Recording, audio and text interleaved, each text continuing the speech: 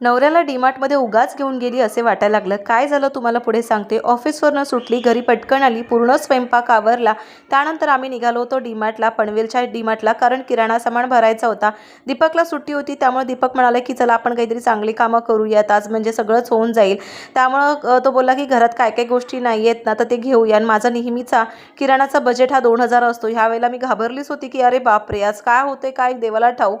कारण घरामध्ये काय काय गोष्टी आहेत ना, टोटली दीपक घेणार होता. जे काही सामान होतं ते मी घेतलं. खजूर पण घेतले, ड्रायफ्रुट्सचे, आणि फराळावरती भरपूर सारे ऑफर्स चालू होत्या डीमार्टला. डेकोरेशन तर काही विचारूच नका. त्यानंतर मी गेली होती टॉवेल्स वगैरे घ्यायला, आणि मी म्हटले अरे 400-450 घे ना. तर तो म्हणतो अरे तुला काही चॉईसच नाही, असे घेतात का कोणी टॉवेल्स. मग मी त्याच्यावरती सोडून दिलं. मी माझी भांडी बघायला आली होती.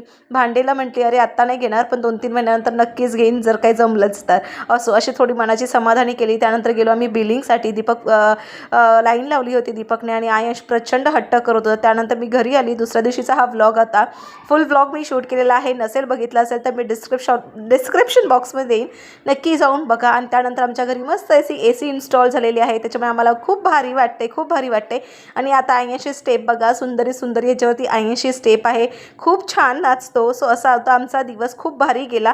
मिनी व्लॉग आवडला असेल तर नक्की फॉलो करा. चलो बाय.